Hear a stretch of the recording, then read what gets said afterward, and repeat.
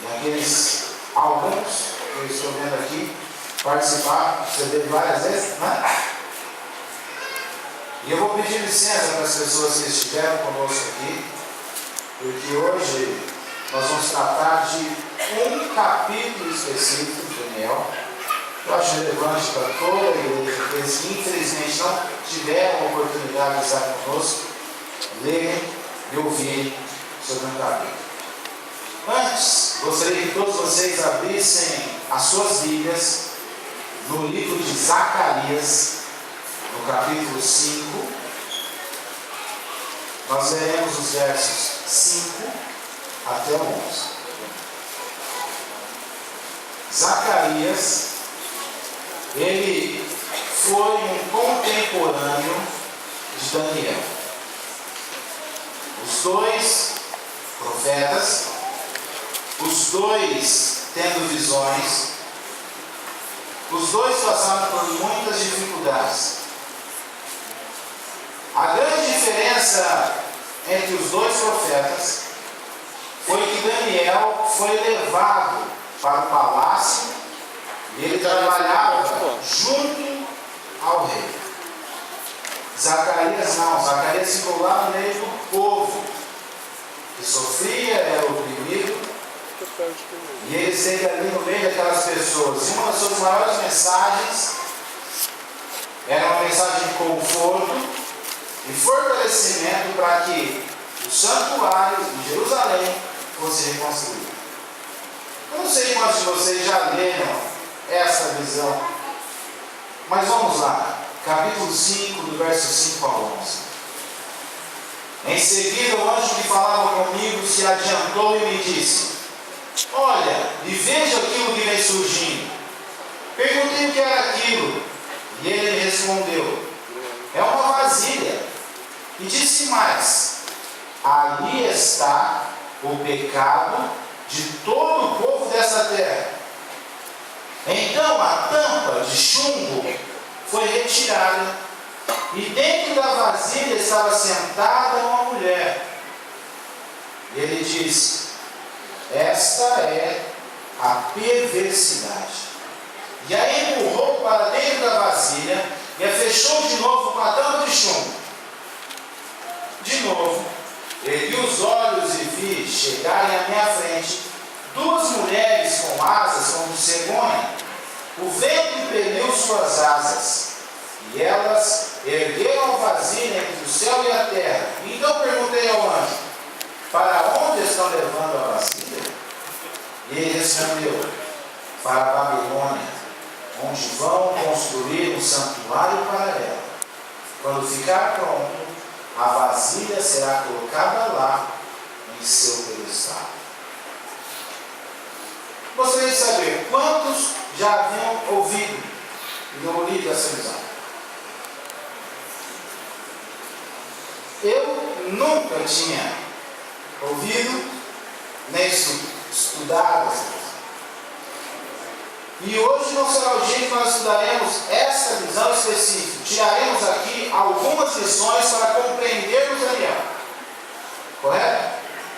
Primeira coisa, quando você fala em profecias e se fala em mulher, qual é o significado de mulher? O significado profético? A igreja.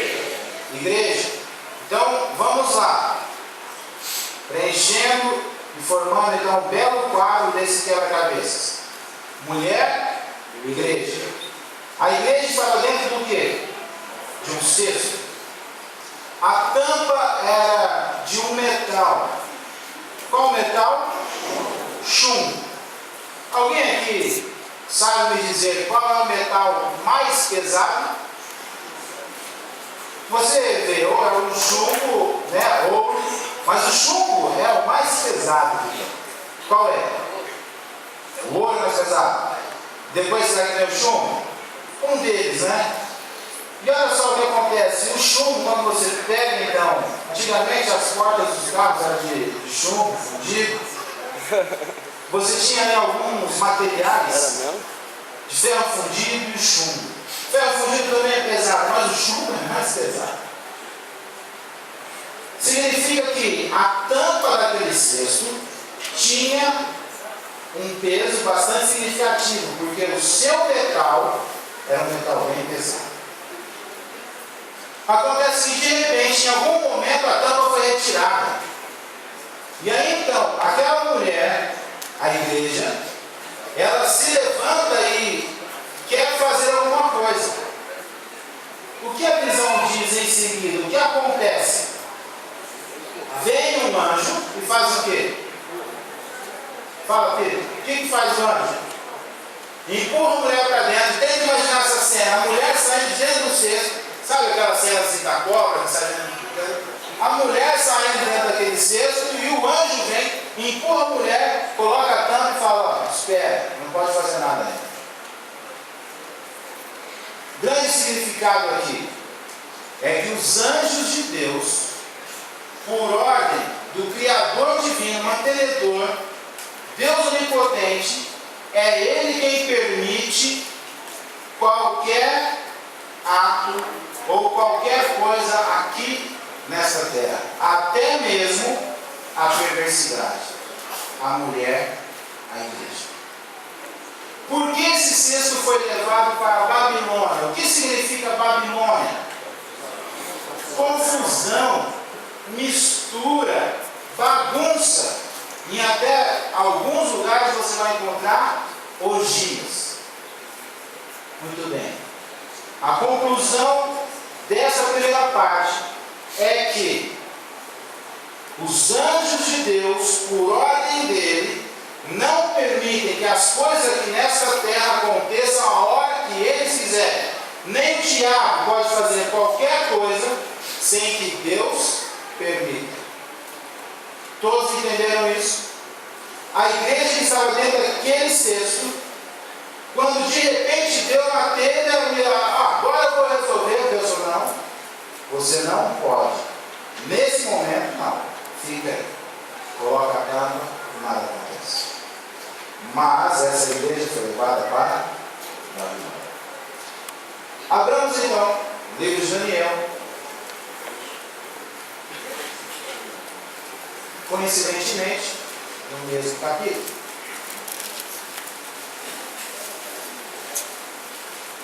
Daniel, fica perto do dia.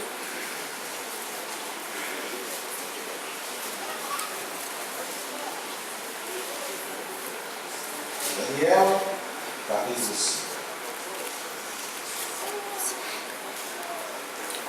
Antigo primeiro verso. O título é O Banquete de Belsazar, a escrita na parede.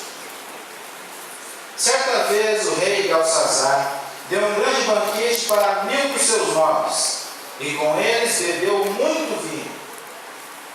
Enquanto Belsazar bebia o vinho, deu ordens para trazerem as taças de ouro e de prata que o seu predecessor, Nabucodonosor, tinha tomado do templo de Jerusalém, para que o rei e os seus nobres, as suas mulheres e as suas concubinas bebessem nessas taças. Capítulo 4 ou 5? Então trouxeram as taças de ouro que tinham sido tomadas do templo de Deus em Jerusalém, e o rei e os seus nobres, as suas mulheres, as suas concubinas beberam as taças.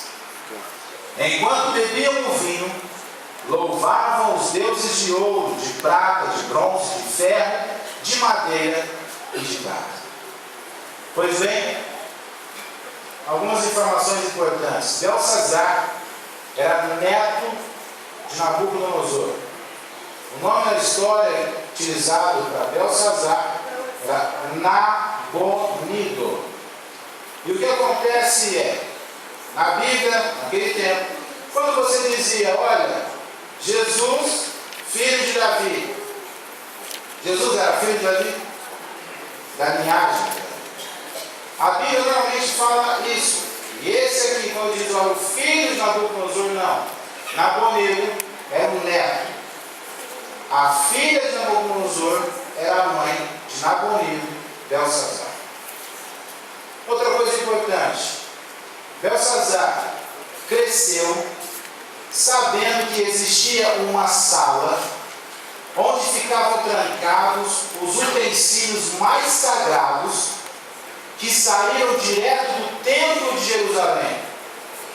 Nabucodonosor, ele construiu um reino tão poderoso, tão magnífico, porque ele usou a inteligência da seguinte forma: ele não fazia como os bárbaros, que quando tomavam um povo, ia, destruía tudo e só pegava o tesouro, os bois, os camelos.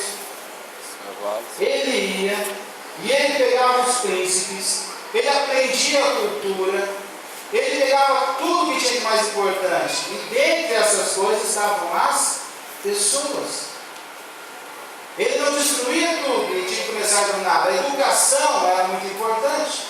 Por isso, quando tomou Jerusalém, os príncipes, Daniel e os seus 3 companheiros, que eram os príncipes, pessoas importantes, inteligentes, educados, foram levados para o templo, porque lá eles aprenderiam e também ensinariam daquilo que eles conheciam.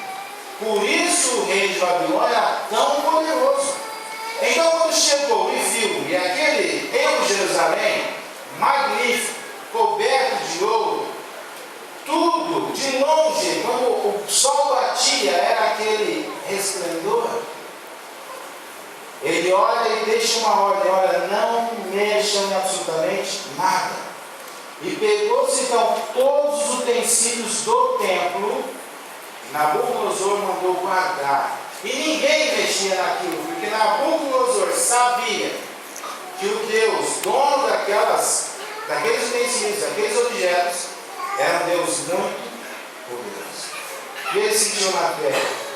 Porque nós sabemos que ele teve que ficar durante um tempo comendo capim, até dizer: olha, realmente existe um Deus, e esse Deus é que comanda todas as coisas. Então existia um quartinho, onde todos os objetos ficavam ali e ninguém podia mexer. Nabucodonosor, ou Belsazar, ele cresceu vendo aquilo e ele tinha uma vontade tão grande de mexer naquelas coisas. E então, Nabucodonosor morre. Uma mulher não mandava naquele povo, tinha que ser um homem. Então, Belsazar começa a governar. E ele resolveu, um dia especial, fazer uma grande festa. E ele aqui diz que chamou 1000 pessoas, os mais importantes. Diz a Bíblia e os historiadores que as pessoas mais importantes, os prefeitos, governadores, os sábios, os astrólogos, as pessoas mais importantes, todos eles foram convidados para essa festa. E bem no auge da festa, quando muita gente já estava alta do álcool, então ele resolveu demonstrar o seu grande poder, dizendo: olha, o meu avô era um medroso, mas eu hoje vou mostrar quem que manda aqui. Isso é tudo besteira. Então ele chama os seus servos e diz: busquem os utensílios, aqueles guardados naquele quartinho, aquelas coisas preciosas que vieram do templo de Jerusalém. E eles trouxeram. E agora, essa festa de pura orgia, sexo. Imagina as drogas daquele tempo, as coisas loucas que eles estavam fazendo. Naquele momento, então, ele pega e começa a encher as taças, uma vez utilizadas na presença do Deus Todo-Poderoso, que criou todo o universo. Agora sendo colocado nas taças as pessoas nuas, seminuas, bêbadas. E agora fazendo aquela festa e aquela ruaça comendo. O que você acha que aconteceu? Versículo 5. Mas, de repente apareceram dedos de uma mão humana, que começaram a escrever no reboco da parede, na parede mais iluminada do palácio real. E o rei observou aquela mão enquanto ela escrevia. Seu rosto ficou pálido. E ele ficou tão assustado assustado que os seus joelhos batiam um no outro e as suas pernas vacilaram. Aos gritos, o rei mandou chamar os encantadores, os astrólogos, os adivinhos, e disse a esses sábios da Babilônia: aquele que ler essa inscrição e interpretá-la, revelando-lhe o seu significado, vestirá um manto vermelho, terá uma corrente de ouro no pescoço, e será o terceiro em importância no governo do reino. Então preste atenção, naquele momento em que começaram a utilizar os utensílios para uma coisa terrível, uma abominação, Deus se manifestou naquele lugar. Uma mão começou a escrever no lugar mais claro, para que todos vissem. No livro Patriarcas e Profetas diz que aquelas letras brilhavam. Tinha uma cor diferente, todos viram a mão. E agora o rei ali, brincando, de repente ele olha aquela mão. E quem sabe ele cutuca, as pessoas estão em volta e diz: ô, você está vendo aquela coisa ali? Hoje estou muito bêbado. E um começa a olhar, e todos agora começam, aquela barulheira, a música, a festa, a orgia, tudo para. Porque algo sobrenatural está acontecendo. Não é uma pessoa que subiu num banco e está escrevendo. Aparece simplesmente uma mão. E a mão escrevendo direto no reboco da parede. As mãos de Deus fizeram muitas coisas. A Bíblia relata que Deus, quando criou esse mundo, nosso mundo, o planeta Terra, Ele falava e as coisas apareciam. Mas no sexto dia, o que Ele fez?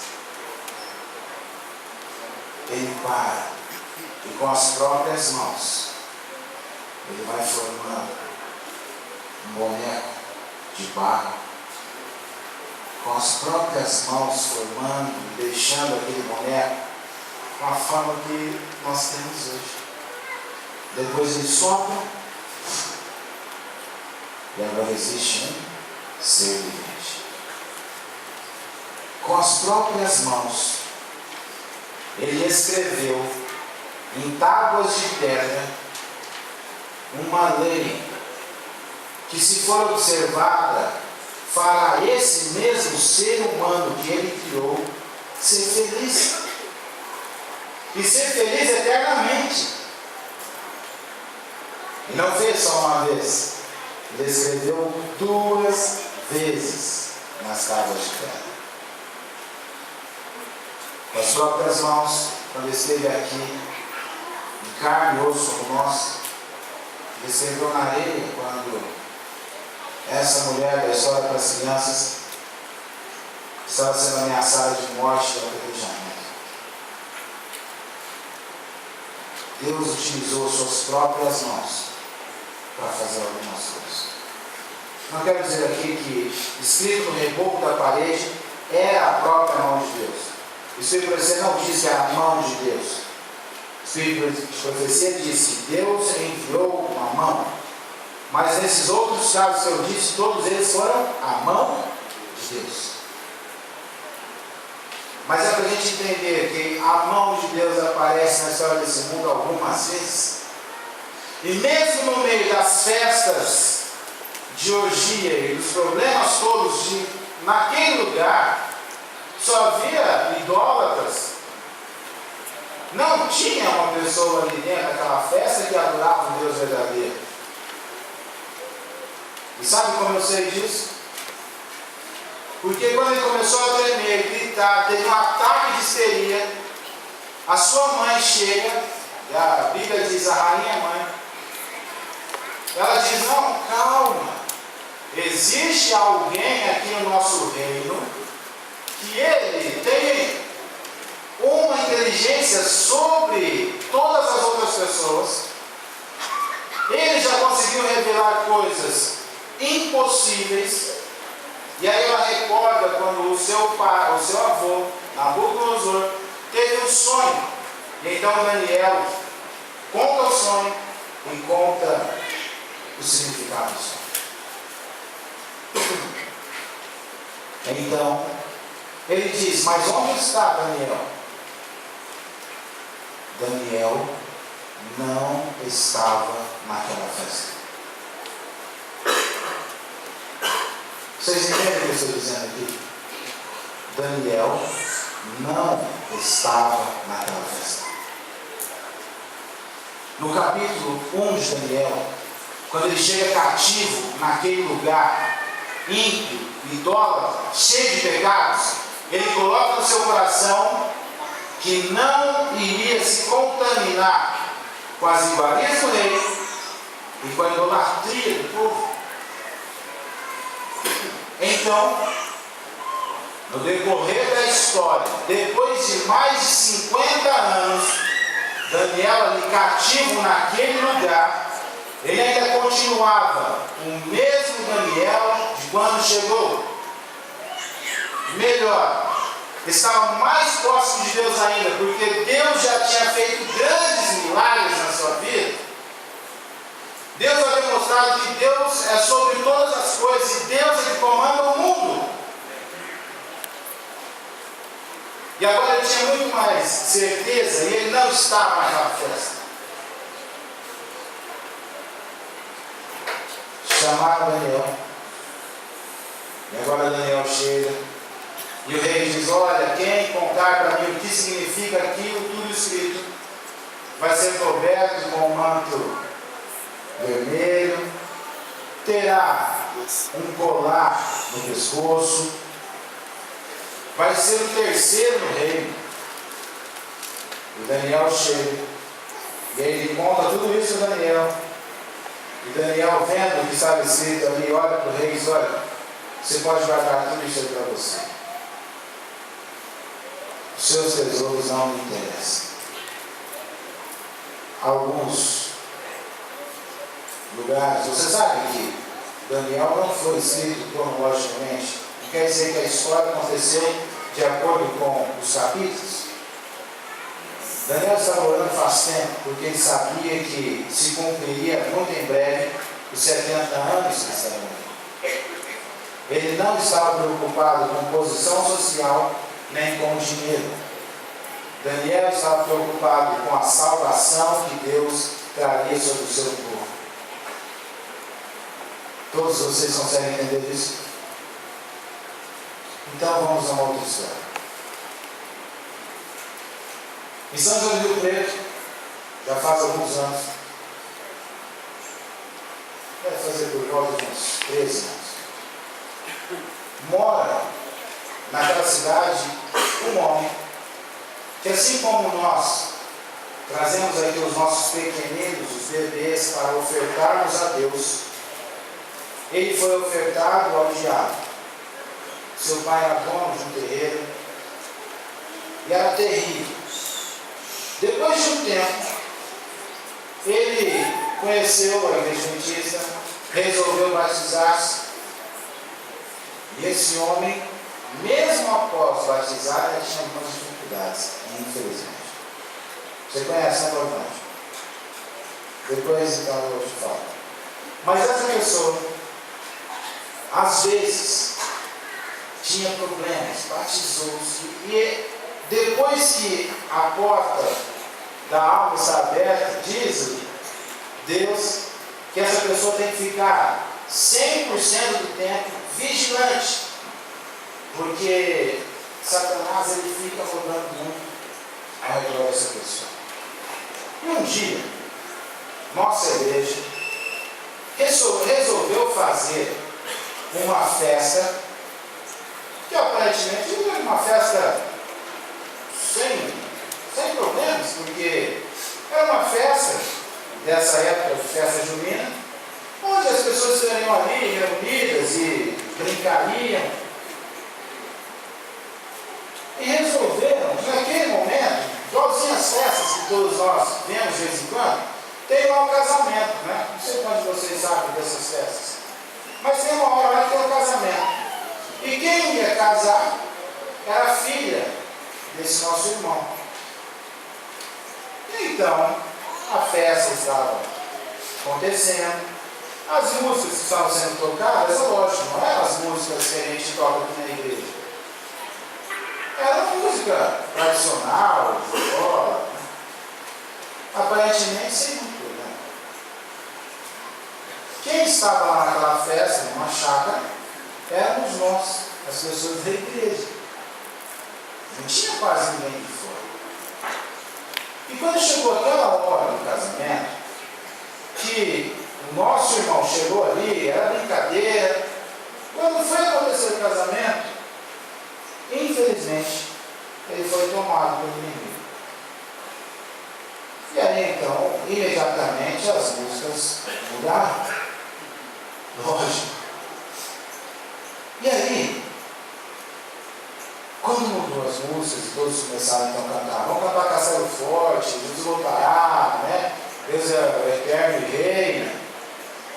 Então, ouve-se o grito daquele homem que estava tomado, dizendo: vocês estavam me chamando até agora,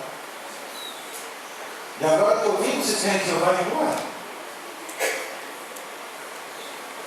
Estavam os anciãos, diretor de jovens, pastor. Era uma festa comum. E quando eu analiso essa história do capítulo 5, eu começo a fazer algumas comparações. Na festa idólatra, lá em Babilônia, estavam sendo utilizados os utensílios de Deus. Até aquele momento, Deus não havia se manifestado lá, porque era uma festa deles. Deus não tinha nada a ver com aquilo lá, era do diabo mesmo. O diabo brincando com ele mesmo, não tem problema. Mas quando aquele homem pegou os utensílios de Deus e blasfemou e disse: isso aqui não vale de nada, Deus teve que se manifestar. Porque a Bíblia disse: de Deus não se zomba. Lá naquela festa só estávamos os chamados crentes. Os adventistas, o pastor, era uma festa bobinha. Mas eu começo a pensar: o microfone utilizado era da onde? Da igreja. O data show utilizado era de quem? Da igreja. Comecei a pensar: os utensílios, os equipamentos eram de quem? Os mesmos equipamentos utilizados na casa de Deus eram utilizados para fazer aquela festa aparentemente inocente. Na festa dos idólatras, Deus se manifestou. Na nossa festa, já se manifestou. Coloque, por favor, o slide dele. O slide é o seguinte: muita gente estudou o livro de Daniel. Esse livro aí que vocês estão vendo foi escrito por quem? Vocês conseguem chegar lá? Não. Isaac Newton. Você consegue baixar em PDF, está de graça na internet isso aí. E quando eu fiz todos os nossos estudos aqui, eu percebi que muita coisa que a gente, Adventista Sétimo Dia, crê fielmente hoje como verdade, através dessas profecias, naquele tempo, Isaac também já havia chegado à conclusão, inclusive do chifre pequeno. Inclusive isso. Poder papal. Passa o próximo slide. Está comigo. Próximo slide. Um dia eu estava montando as nossas considerações aqui para ser apresentado na quarta-feira. Eu conversei com o Danilo. Cadê o Danilo? Foi embora? Não, está lá em cima. Ó. E ele me falou assim: Dário, a gente estava conversando sobre Sírio. Ele falou assim: ó, procura no Xenofonte Ciropédia. Você vai ver lá uma vasta, como é que a gente fala daquelas? Nossas considerações, a história, né? E vocês veem aqui que nesse livro, ele fala sobre a educação de Ciro, a genealogia, mas tem uma parte que é super interessante. a invasão De de Babilônia. Babilônia. Deixa eu ver se alguém consegue ler para mim aqui. E como a gente está demorando um pouco, o leitor oficial da igreja. Sabendo que em Babilônia havia uma festa, que todos os babilônicos passavam a noite em lauto banquete. Não será de admirar, diziam os que acompanhavam Gobrias, que encontremos as portas do palácio abertas, porque parece que toda a cidade tem estado esta noite mergulhada nas delícias de um suntuoso festim. As portas estavam fechadas e a guarda bebia à roda de uma grande fogueira. Lançaram-se sobre os babilônicos que compunham a guarda e os trataram como inimigos. Sentindo dentro do palácio o alarido e o tumulto, o rei mandou saber o que era. E já seus satélites tinham aberto as portas, quando os soldados de Gadatas se precipitaram dentro e foram seguindo os que lhe fugiam adiante, e descarregando o golpe sobre eles, até que chegaram junto ao rei, que estava em pé com a espada desembaiada. Morre o monarca e todos os que com ele se achavam, ainda que pretenderam uns defender-se, outros fugir. Muito obrigado. Quem escreveu isso não foi o cristão.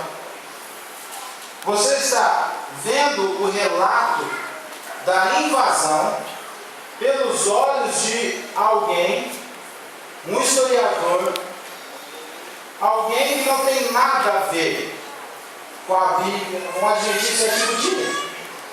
E você consegue enxergar aqui alguma coisa em comum com o que eu acabei de ler na Bíblia, com o que está escrito aqui?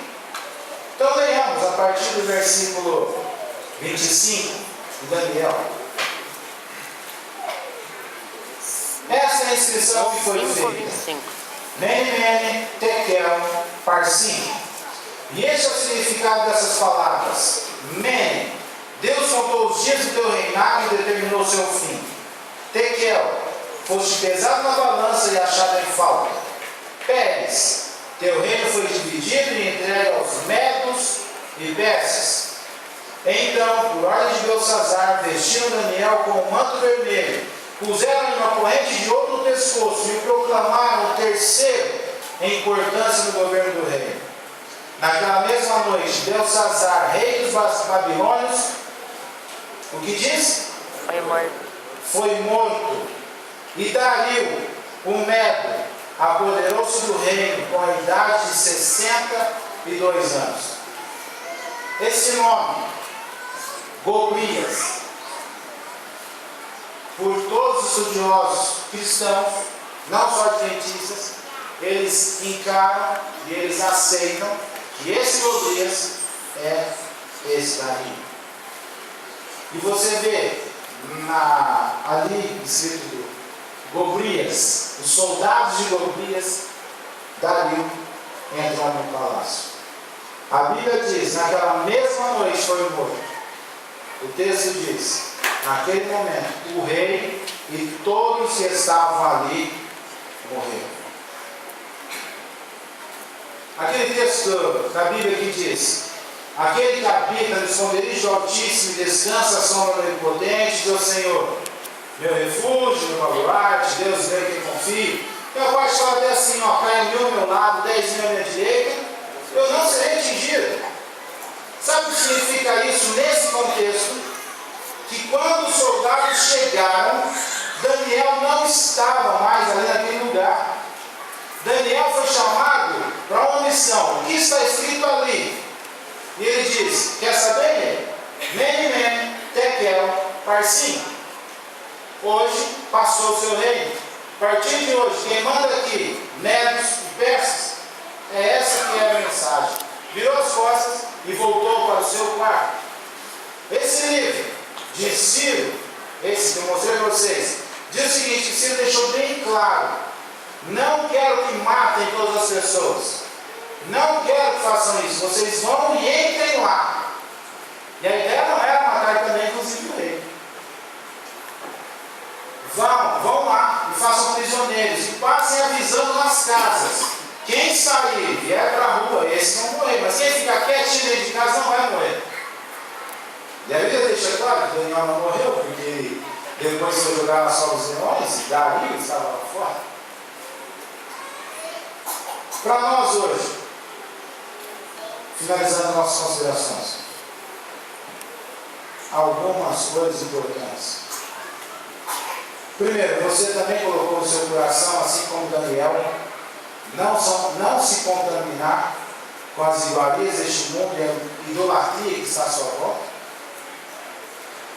Se você fez isso, você precisa sim escolher os lugares que você frequenta. Relacionado com o salmo que eu acabei de dizer aqui, significa que Deus guarda você quando você aceita as suas orientações. Não quer dizer que quando você está lá no meio de toda aquela balbúrdia, da orgia, do pecado, que Deus é obrigado a falar, não, esse aí vai à igreja de sábado, então esse aí, anjo, não deixa acontecer nada. Deus protege você quando você resolve na sua cabeça vir à igreja, adorar a Deus e ficar na sua casa fazendo as coisas de acordo com o verdadeiro cristão, ao invés de seguir os passos dos mundanos idólatras. Você fica lá no meio das coisas, é a mesma coisa quando falou com Jesus na tentação. Pode pular. Deus vai dar ordem a seu respeito e os seus anjos vão cuidar de você. Pula. Qual foi a resposta de Jesus? Não tentarás, Senhor Deus. Você fica indo em todos esses lugares aí onde você vê.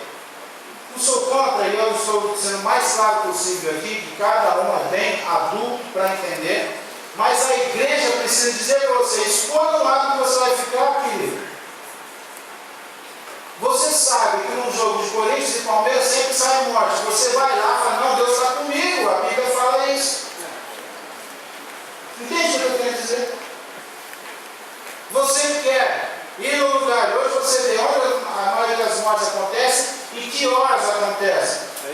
Alguém sai da boate? Em raver, festa do mundo, em raver, boate, sempre sai uma morte.